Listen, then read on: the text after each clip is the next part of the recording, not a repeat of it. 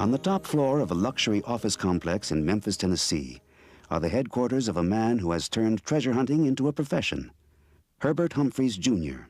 Good, this is Herbert Humphreys from Memphis. Weather's okay?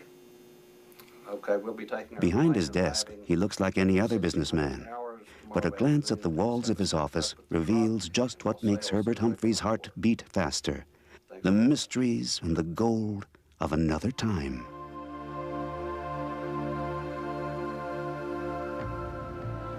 Well, I found my first gold coin when I was 10 years old on the beach in Nassau, Bahamas.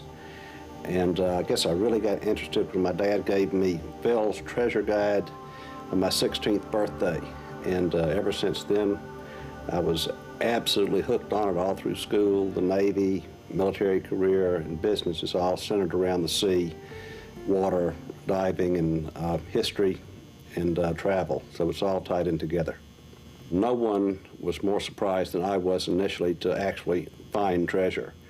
I had looked for it and dived on it, and worked on boats and had boats, and then one day in 1986, I dove down, and the hole we were blowing with our mailboxes was literally covered with gold. At that time, I decided to go into it as a serious business and a good investment opportunity. Now Humphreys is heading east. His latest mission, to find the North Carolina, an American steamship which sank off the Atlantic coast in 1840 with millions in gold on board. There are no remaining pictures of the North Carolina, yet this image of a sister vessel reveals why she was described as one of the most luxurious steamboats of her time.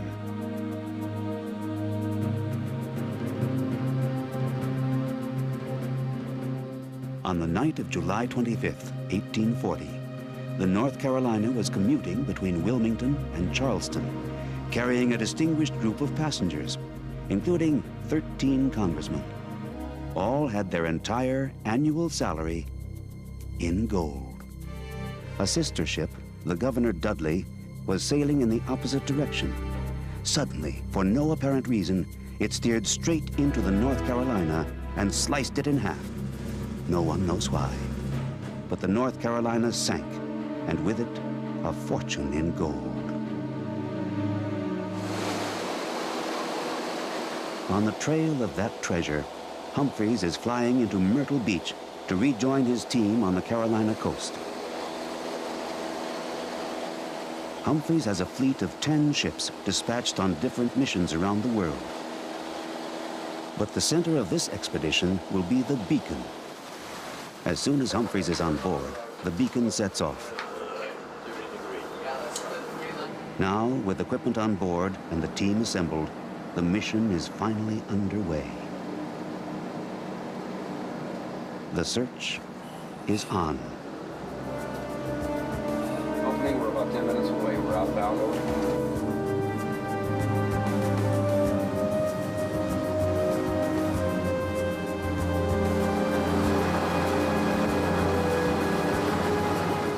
Over the next few hours, the beacon approaches the survey area. They have chosen this spot to launch their search by reconstructing the night of the catastrophe. The North Carolina started from Wilmington in the afternoon of the 24th of July. She came down the river. Her sister ship, the Governor Dudley, was coming from Charleston, and they always passed during the evening. About 1 o'clock in the morning, the Governor Dudley and the North Carolina met. If the calculations are right, then the wreck is lying here, in an area 10 by 25 miles. The team prepares the side sonar scanner, 110 pounds of sophisticated electronics. When assembled, it may look like a torpedo or a missile, but its purpose is to scan the sea floor. We'll be able to see everything on the screen. We got 3 separate computers, and we'll get an image from this on each one of the computers, and each image looks a little bit different the way we have the computers configured. As night falls, the beacon moves into position. The computers are prepared, and the sonar is lowered carefully into the sea.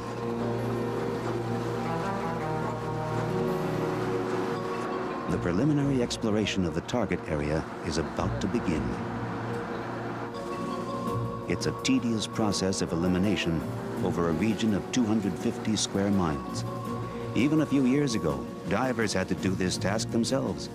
But now they watch the scanner glide like a fish to the bottom. A fish packed full of technology, bringing back a vivid outline of the ocean bottom in 1,000-foot increments. The search area has been divided into a grid. The beacon will now sail up and down each line of the grid.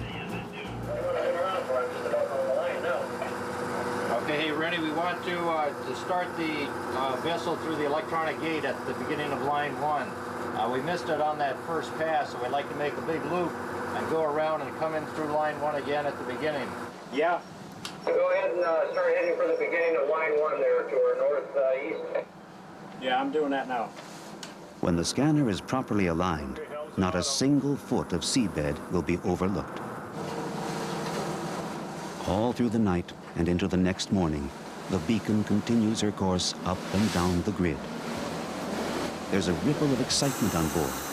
The sonar scanner has found something, the contours of a wreck. The side sonar scanner is drawn up from the depths.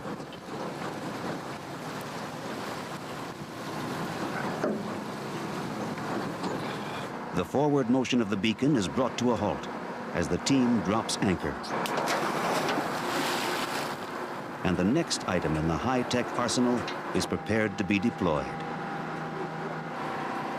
The ROV, or Remotely Operated Vehicle, is a $60,000 robot, a delicate instrument built for exploring areas for which man was not made. Equipped with a camera and a claw, it can bring back pictures and objects from 1,000 feet beneath the surface.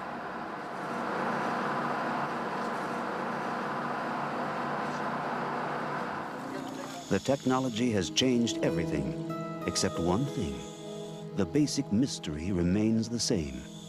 As the ROV glides down to the depths, no one can guess what it will encounter.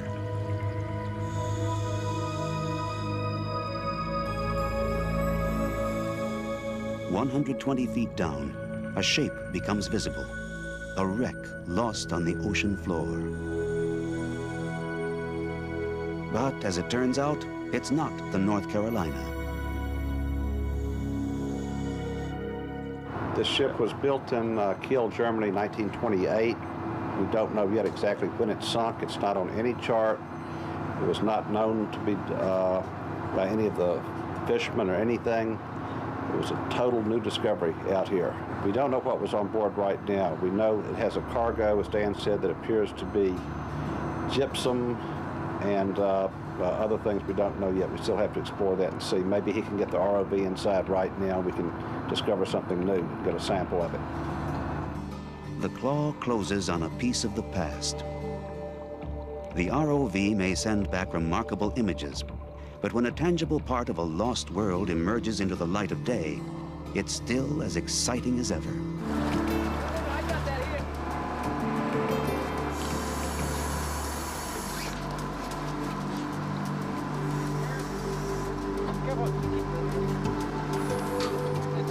What is the claw holding? Porcelain? Ivory?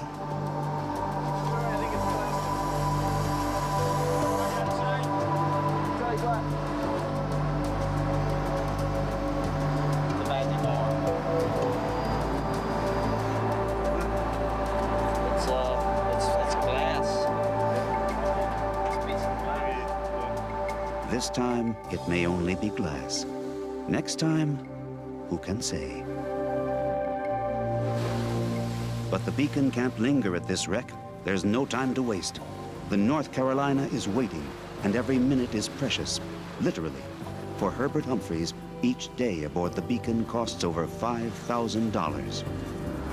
After days of searching, fortune seems to smile on Herbert Humphreys. The monitors show the outline of a new wreck. The team has high hopes for this one.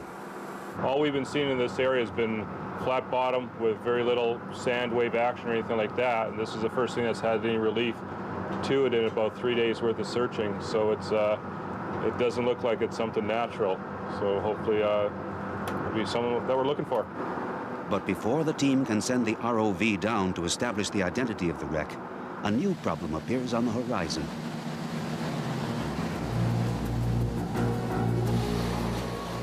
The weather is changing. Dark, threatening clouds cover the sky. Will Humphrey's team be forced to give up just before reaching what may well be their goal? For all the high tech, it's still man versus the ocean.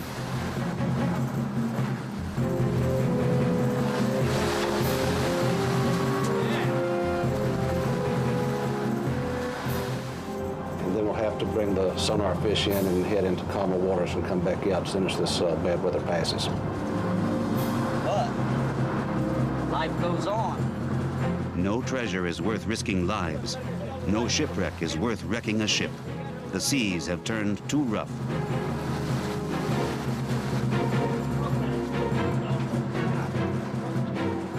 The beacon heads back to the safety of the harbor.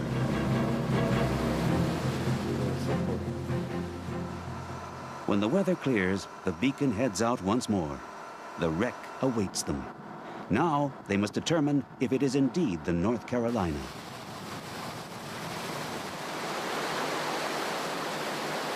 The hunt begins again.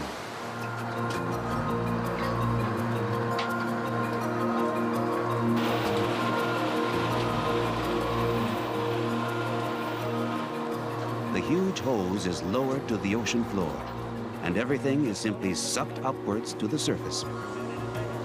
If this is a high-tech operation, nowhere is it more so than in their equipment, for they carry microphones, lights, cameras, fiber optic links, telecommunications gear.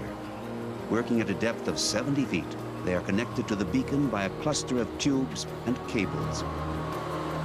Yet, for all the technology, problems remain.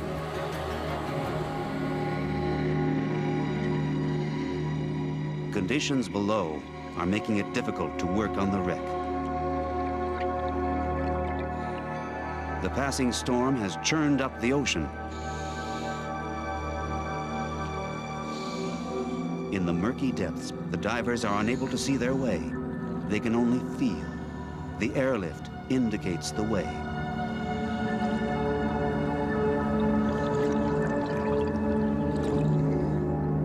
Any lapse in concentration may mean danger.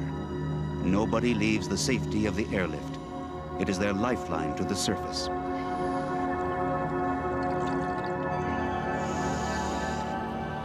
Faces appear and disappear, specter-like, swallowed in the darkness.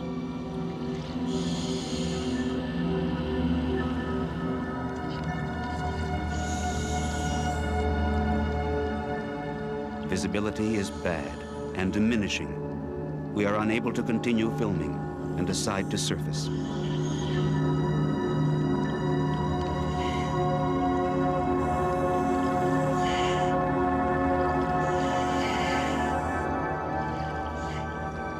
Above, the beacon lies in bright sunlight, another world.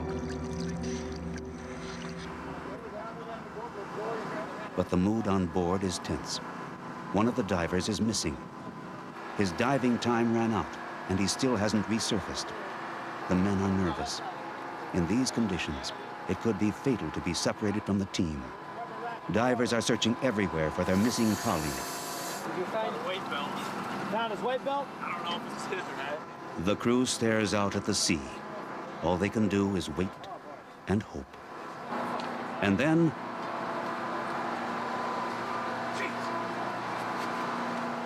there on the horizon, a small point bobbing on the surface. It's him.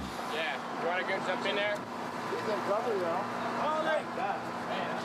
Hey, hold it! Hold it!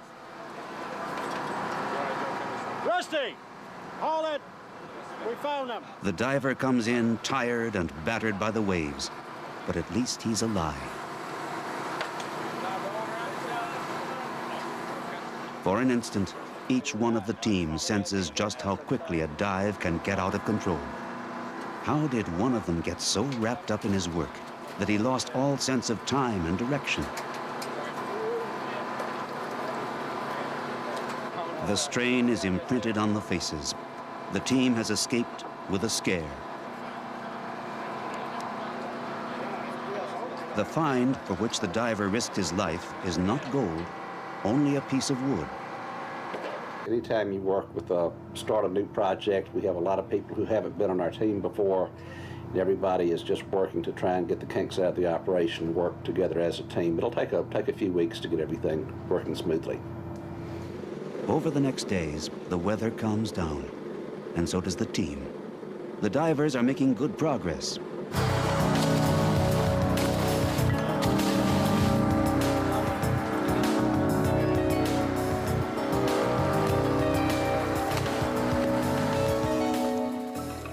Below the surface, diving conditions have changed dramatically. What was once a black hole has become a clear, almost transparent sea. Even 70 feet down at the wreck site, the visibility is ideal for the detail work which is just beginning. As the divers remove sand with the airlift, little by little, parts of the wreck are revealed.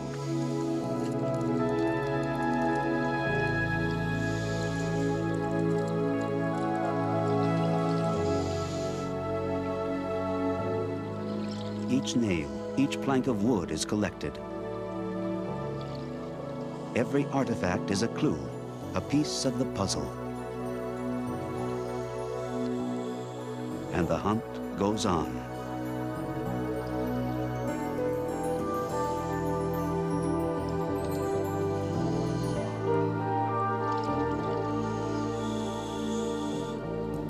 Only when the artifacts are assembled will the team know for sure if this is in fact the wreck of the ship they have been seeking, the North Carolina.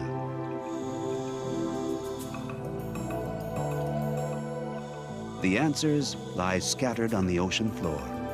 The area on which Humphrey's team is working is as big as a football field, and spread out across this terrain are fragments buried for more than a century.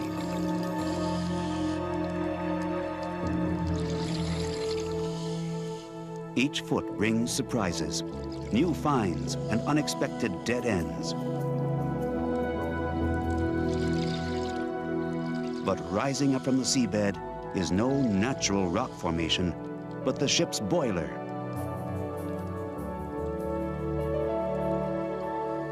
As the team investigates, the clues begin to emerge. The unique story of a shipwreck.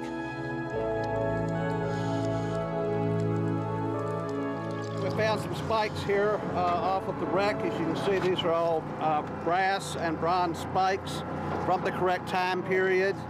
That's prior to 1840. The boiler is also copper. They stopped making copper boilers about 1840. And there's just a piece I grabbed out of there, which is a handle of a teacup.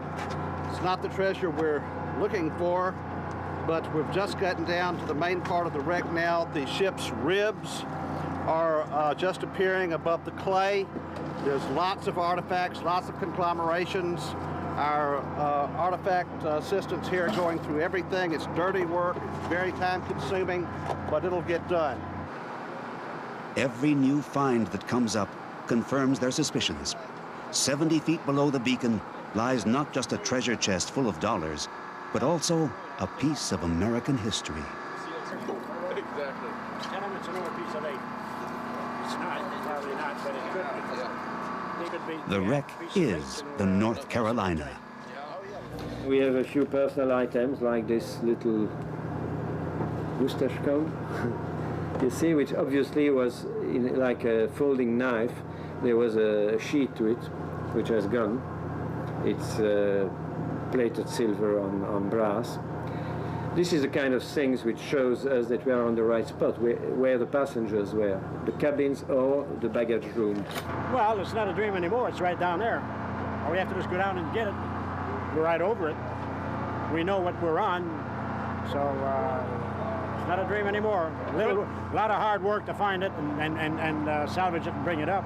Other than that, it's here. You had on board 13 congressmen who had come from a long session of Parliament of the Congress, I should say, in Washington. And they had just all been paid in gold. And we know that one lost $15,000 of the time, another $2,000, another $4,000, and then there was that guy who lost more than everyone else together. So it boils down really to about $70,000 at the time. As the divers work below, the crew on board the Beacon can only wait. Some of them, like René Charette, have brought work to keep them busy. In an electrolysis bath, he places a small part of another treasure found by Humphrey's team, a much older treasure.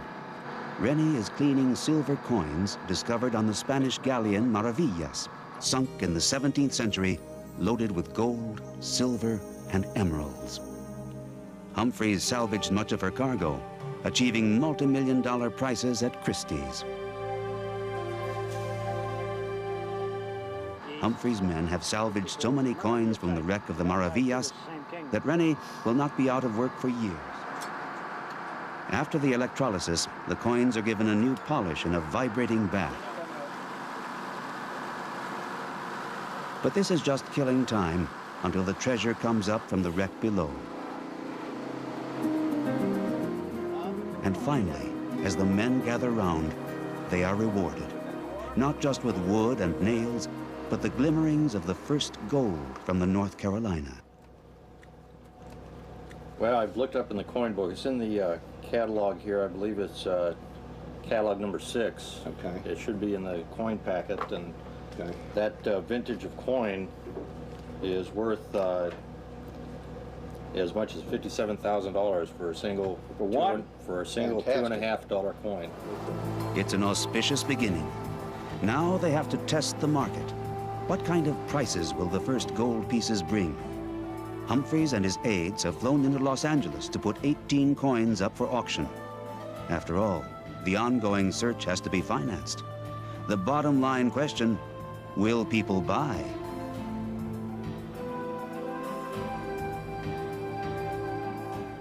$26.23. $700. 700 now, 7 1/4 now, 7 1/2.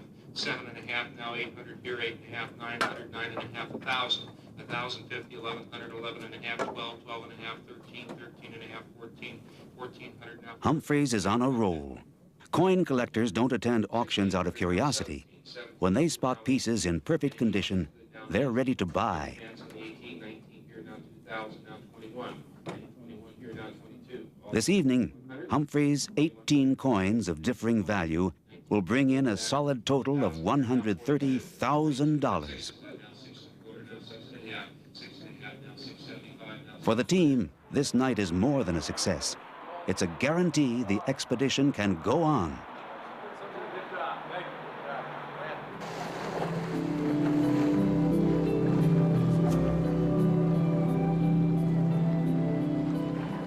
As one diving season ends and the next begins, the work continues.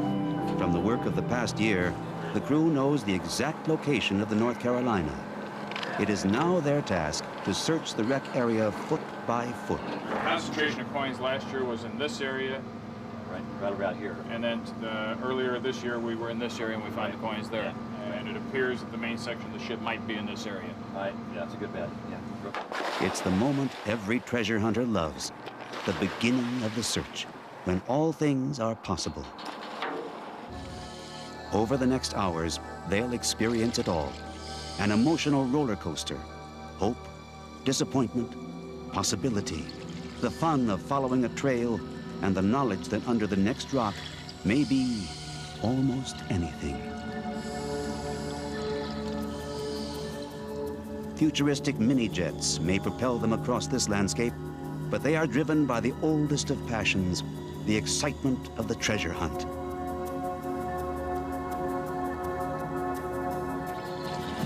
Everything focuses on the signal sent by the detector.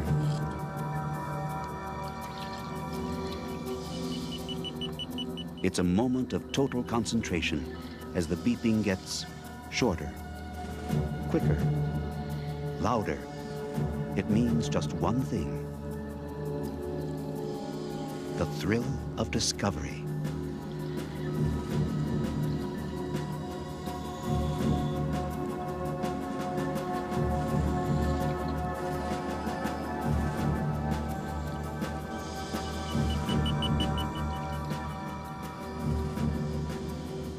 Just beneath the sand, gold coins.